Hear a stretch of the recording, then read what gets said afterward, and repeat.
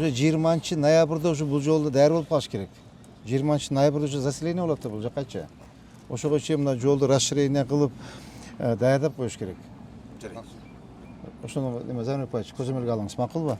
Так, урматтуу жетекчилер, бул жерде Эне Сай жаңы конушу.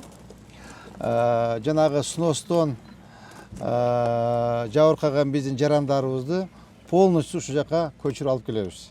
Бул жерде жалпы 54 гектар жер. Быйыл Кудай кааласа күзгүккө 20 ноябрга 280 үй тапшырып беришет. Калган 700-ü, 720-сы Кудай кааласа эмки жылы где-то бир жай айларына бүтүрүлөт. Бул жерде канализация, водопровод, электричество, то есть коммунальный жактары полностью каралган. Андан сырткары мектеп, бала бакча, ФАП, милициякана 4 эме каралган. Жүрүп көрөлү. Азыр могу шубак иштерин тездеш керек. Кем шубак иштери тездеш керек. Анткени эртең суук түшкөндөн кийинчи уже эме болбой калат. 131 квадрат. Так, могу эмнеси? Спальный, да? Так, бул спальный комната болчу. Спальная комната. Так. Мочу. Бул да спальная комната. Так, спальная комната. Так, болчу. Бул кухнясы. Так. Санузел. Раздельный. Я. Раздельный. Эки бөлүнгөн. Все отлично. Детский да комната. Буякта детский. Ошондо 131 квадрат. Биз алардын ошондо 131 квадрат, жалпы аянт канча? 4 соткпу? 3 соткадан. Ар бири 3 соткадан. 3 соткадан. Биз аякта бизде снос болгондо 1,5-2 соткалар жерлер кетти, да? 1,5 соттан башталат да. 1,5 соттан башталат. 2 соток, 3 соток. Үйлөр да кичке болчу. Ашыгы менен берилди. Ашыгы менен берилди. Бул жерде биз жана биздин сноско туш келген биздин жарандар кетеби 1,5 соткадан башталат да. 1,5, 2,5, 3 соткка чейин жерлер алынган. То есть жолго расширение болду, жол расширение болду, тротуар болду. Алардын баарын учакка көчүрүп алып келебиз. Жалпы могу жердин аянты 3 сотка. Эме жыл площадь канча? 131 квадрат болду, да? Могу жерде кийин бүткөндө Кудай кааласа көрөсүңөр, воротасы бар, парковкасы бар, багын тигилет. То есть барасыз да? Мынакей. Так.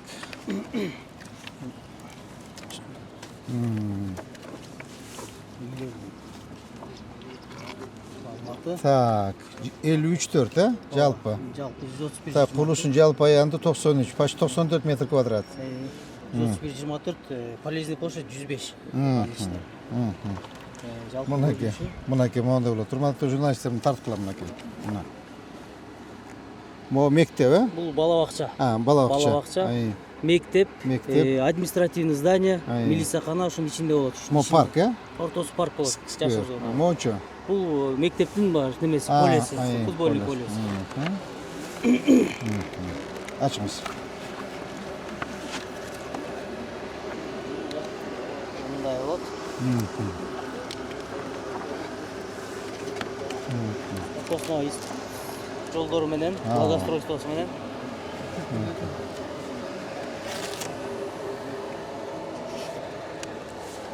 Үйлөрдүн фасадтарын көрсөтүп койсоң, Койтур, эми. Койтур.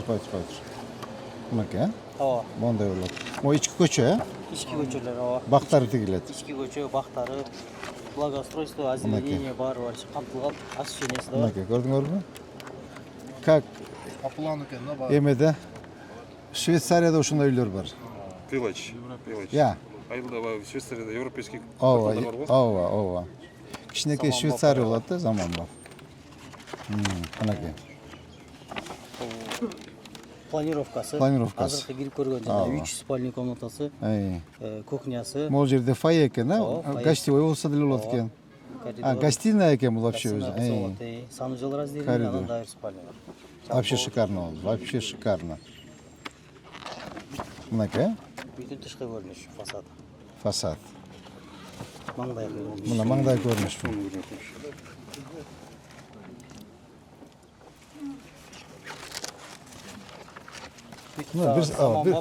Bir сыйрак кыздарга бер, тартып эметип алсын балдарга. Так, жүрүлө көрүп коеланда.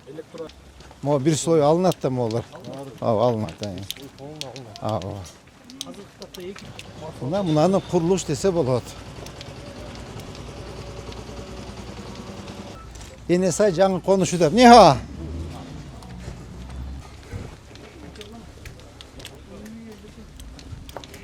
Мына Кудай кааласа, ошондо бизде общий канча дом курулду? Даяры. 59 үйдүн кирпич урулуп бүттү. 59 үйдүн.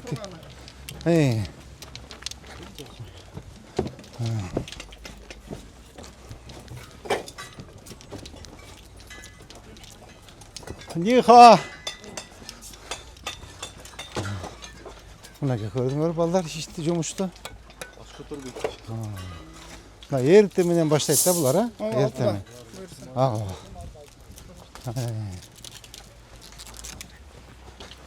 менен. Эмени ЛТР менен да кимдер бар бизде?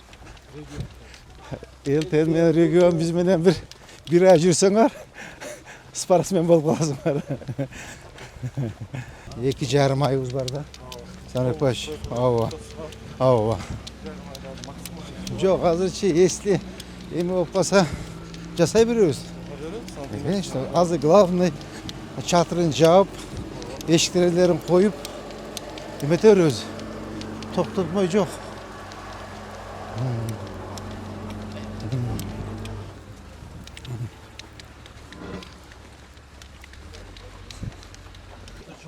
Ya. Öte çoğ масштабчы. $70,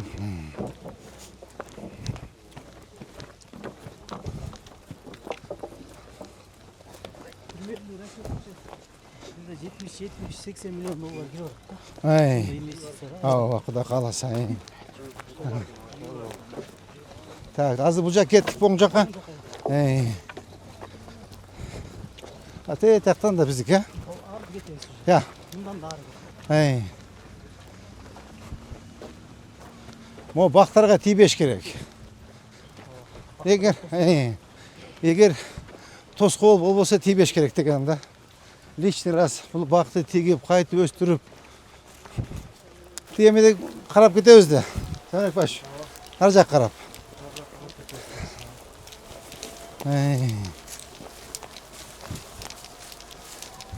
Бул канчанчы эмебиз? Бул ошондо немесиники 69-нчу. 69-нчу, 69. Биз ар каза кетебиз, а? Жакка да кетебиз. Антигил жолдун чекесине да бир рет салыш керек. Бир рет бар, а? Ал жактагы берке деректерди азырынча кыйбай туралы кийин ал аракет кылып кыйбаганга аракет. Бактарды кыйбай турушка аракет кылыш керек. Всё, кое бер да.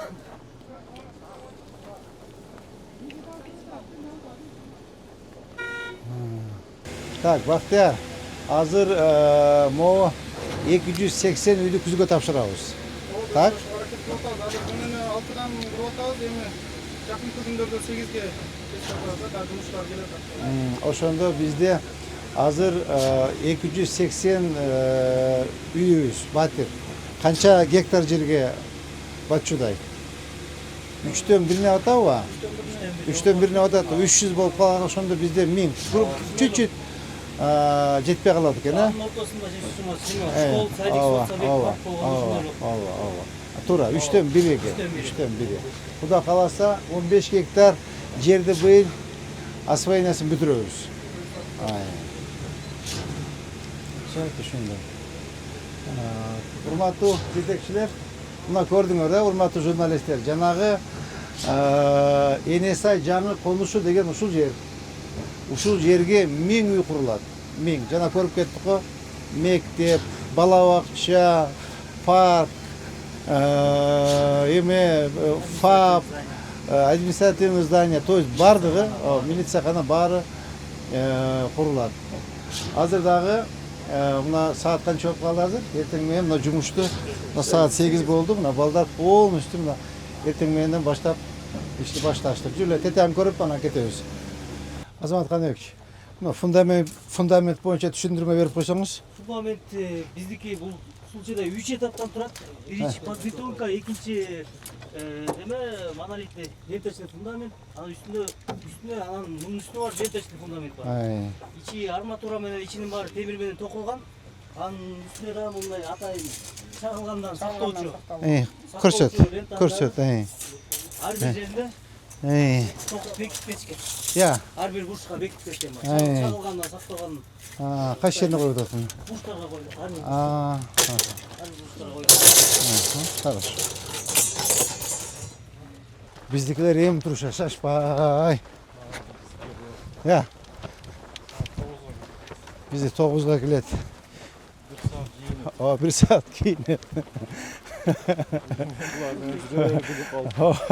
1 saat dagin abet bolot degin.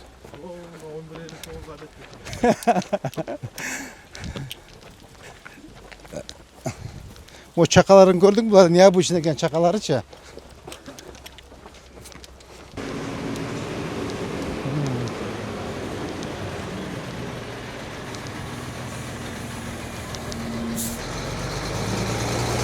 Köy oldunuzlar. Bari teritoriyani qarab chiqdik. Jalpı ayantı 54 gektar yer.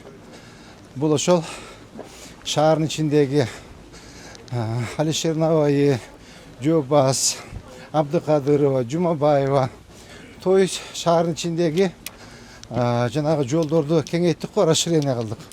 Oşo жерге сноска түшкөн биздин жарандарга бериле турган үйлөр.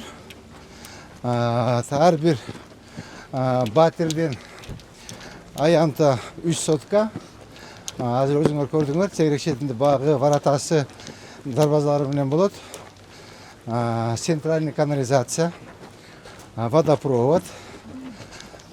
Кудай кааласа быйыл мына 54 гектардын 3төн 1-ин куруп бүтүрүп быйыл ишке беребиз. Ошондо бизге ушул подрядчик айткан быйыл күзгө 20 ноябрга 280 батирди куруп тапшырат. Азыр эми биз булар менен тыгыз байланышта иштеп атабыз. Бүгүн жалпы ушул жетекчилерди силерди бир көрүп кетсин деп чакырдык. Кудай кааласа, мынау Заныбек бай, сиз көзөмөлгө алыңыз. Сентябрда этектетип, урматтуу журналисттер менен бирге үй ала турган жарандардын баардыгын бир sıra тизмесин тактап, Абсамат Бековна, сентябрда этектетип, түшүндүңүзбү? Үй ала турган жарандардын баардыгын биринчи поток менен, биринчи өчүт кимдер кетет? Ошолордун баарын бир sıra топтоп, буда бир sıra келип көрүп кетиш керек да. Түшүндүңөрбү? Так, андан сырткары бул жерде биздин өзүбүздүн жумуш, Иманбек. Сиз каяктасыз? Так, водоканал. Сиздин жумуш бар бул жерде, түшүндүңүзбү? Сиздин жумуш бар, ошого кечиктирбестен сөзсүз түрдө суусун и канализациясын карап беришибиз керек. Ошо 20 ноябрга даяр болуш керек. Ошол урматтуу журналисттер, бүгүнкү маселер менен бир sıra эртең мененки рейдте силер менен свежий воздух, кичине физзарядка болду, регион менен ЛТРди бат-бат кошуп алсаңар өзүңүзгө, эме ким Жумамеден бир айда спортсмен болушат. Мейли ийгилик каалайм деп айтты, жакшы. Баса ийгилик кетпес, мен мунун баары эми үйлөнүн баары акысыз жагышат да, эсиңиз болгон эле. Акысыз. Бул жерде бирөө эч ким бир тиен акча бербейт. Бул жерге ушул биз мамлекет тарабынан урматтуу президентибиз Садыр Нуркожоевич, урматтуу генерал Камчы Кылычбаевичтин тапшырмасы менен болду. Бул жерчи башка эч эме жок. Жана көп кабаттуу үйлөр да буга байланышпайбы? Ал көп кабаттуу үйлөр бизге ушул жерде 54 гектар жерге 1000 батир куруп берет. Анын ичинде жогоруда айтып кеттик, мектеп, бала бакча, парк менен ФАП, милициякана ушулардын баарын куруп берет. Куруп берген акысына биз 20 гектар жерди тетиге эмеден бердик да. Ошондо где-то жалпы $100 миллион тегерегинде бизге инвестиция кирет. Бул жерде баштап жумуштары башталганда мен урматтуу президент Садыр Нуркожоевич, урматтуу генерал Камчы Кылычбаевичке кайрылдым. Ал кишилер уруксат берди. Ошо 54 гектар жерди ажыратып берди. Макулдашылды, сүйлөштү. өткөндө да келип камча кылышач өзү бир сыйдар көзөмөлдөп карап кетти. Ошо 20 ноябрга ошо жок дегенде ошо биринчи партиясын киргизгиле мен өзүм келип ачып берейин деп кетти, көрүп кетти. Кудай кааласа ошо 20 ноябрга ошо биринчи партиясы биринчи потогун бүтүрүп жарандарды киргизгенге аракет кылабыз. Үй снос болгондор менен бул жакта үйлөрдүн саны көп да. Демек снос дагы. Жок, анчалык чыкпайт. Кудай кааласа запас ам. Запас менен кете биз 700 үй беле ким? Я. Жок, снос болгондор 700 беле. Кете 700 дегерегинде. Плюс-минус 700. Биз азыр 300 батыр запаста. 300 батыр запаста. Анча мынча жанагы колунда жок, үй жокторго да беребиз, буюрса. Кошумча электромобилдерге курулуп аткан станциялар боюнча маалымат берип болот. Канча курулат, шаардын ичинде кайсы? Азыр биз 30 дан алып келдик. 10 кече келип түштү. Жайлаш бүтүп калдыбы? Орнотулуп бүтүп калды. Ал шаар азыр кайсы локацияда? Филармония жанындабы? Драм театр жанында 13 коюлуп атат. Кудай кааласа калган 20-сына шаардын ичинде коебуз. Жергиликтүү бюджеттен алынды? Жергиликтүү бюджеттен, өзүбүздүн бюджеттен алдык. Ал Кудай кааласа могу эмелердин баардыгын азыр такси, асман таксибиз барбы? Ошолорду электромобилдерди өзүбүз зараттайбыз. Өзүбүз зараттап, өзүбүздүн бюджетке. Андан сырткары дагы шаарда аябай электромобилдер көбөйбөдүбү? Алар дагы зараттап акчасы бюджетке түшөт. Барспек айланпасына көпүрө боюнча дагы. Я. Барспек айланпасына курулуп аткан көпүрөчү. Барспек, так, Замирбек баш, сиз маалымат берип койсоңуз. Так, ал көпүрө боюнча мындай, ал сиз тиги эме боюнча көпүрө боюнча маалымат берип койсоңуз.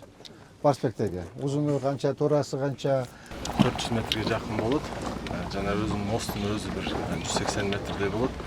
Анан кеңдиги мосттун өзү 4 полосалуу 24 метр болот. Капталынан эки жагынан 2 полоса кошумча жолдор кошулуп туруп, ошондо 2 деңгээлдүү көпүрө болуп, бүгүнкү азыр курулуштар башталды. Эки чекесинен жана подушкалары коюлуп туруп, немеси подпорный дуалдары эми уже опаловкалары тигилип, арматуралар тигилип, эми эки чекесине ошо арматура бетондор коюлуп баштайт. Мөөнөтү максаты Мөөнөтү бизде мына кышка чейин, декабрга чейин биз негизги жолду ачып туруп, жана машина өтө турган 2 деңгээлдүү жолду ачабыз. Немелерди коебуз. Үстүндө мосттунчу көпүрөнүн өзүн. Эрте жаздан баштап уже асфальт басуу боюнча иштерди алып барабыз.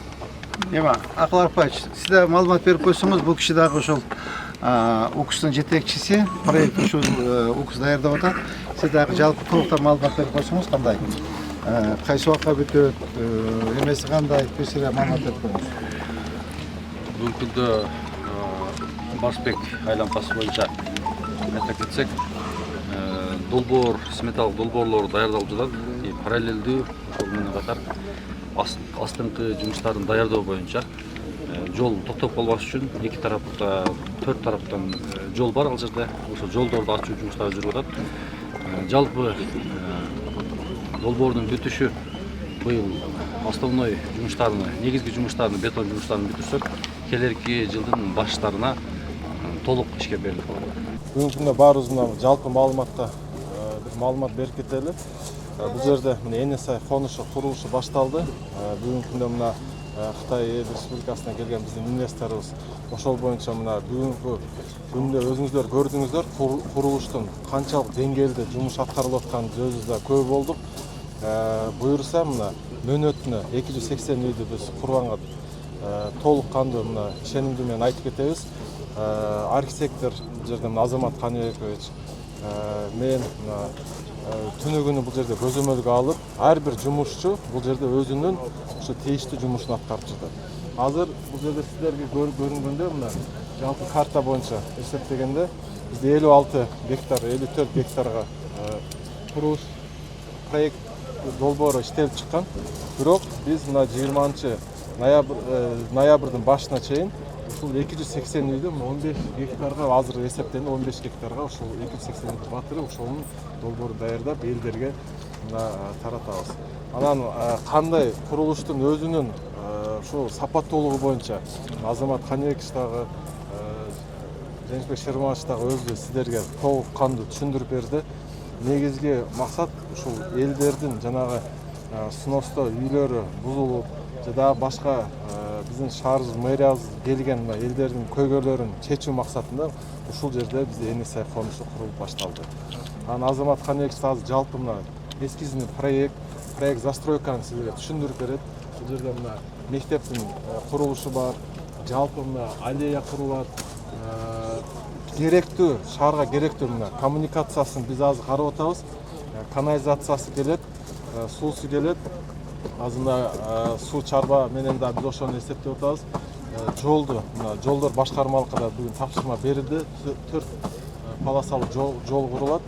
Негизинен бул жерде мына 54 гектар, бул жерде кошумчада 20 гектар биз карап кеттик. 20 гектарды кошкондо бизде 74 гектарга ушул чоң кичи шаарчаны курууга биз азыр толук кандуу жумуш алып аткарып атабыз. Азамат Каныбекович да бир кошумча. Үйлөрдү канча бөлмө болот, эмне болот? Саламатсыздарбы? Бөлмөсү боюнча азыр биринчи кемпан боюнча көрсөтүп өтөлү сыртынан. Бул этап менен берилеби? Мисалы биринчи снос болгондорго берилип ошол жагын айтыңызчы. Азыр биринчи ноябрда атпайсызбы? Азыр бул Үй бүтүп аткан жарандар бар, андан башка да. үй бүтүп аткан боюнча этап боюнча азыр мэрдин орун басары Замирбек Байшевич айтып кетти. Биринчи быйылкы 25-жылдын аягына чейин, то есть кеч күзгө чейин 20-ноябрга чейин 280 үйдү биринчи этап менен деп курулушун өзүңүздөр көргөндөй азыр биздин инвесторлорубуз куруп жатат. Бул эми биринчи снос болгондор Биринчи анын ичинде биринчи жанагы көчөлөрдү мэрибиз айтып кеткен көчөлөрдү санап кеткен көчөлөргө кызыл сызыкта чыгып калган жана сноска туш келип калган үйлөр ошо биринчи этап менен келип ошо 280 үйдүн 280 үй деп биринчи этап менен то есть бул жерге чейин келет да, мындан ар жагы ошондо общий территориянын 3/1 бөлүгү ушул жер болуп калат. Анын ичинде Жеңиш Чермачевич азыр белгилеп кеткендей соц объекттер да каралган. Бул жерде школ заманбап жанагы талаптар менен, футбольный полеси менен, спортивный полеси менен. Бул жерде бала бакчабыз бар. Бала бакчанын ортосунда паркты бул жерден көрсөңүздөр болот. Парктын ичинде дагы малый архитектурный формалар камтылган. Анын ичинде милициякана, административный здание ошол жерге мап келип отурат жаңы.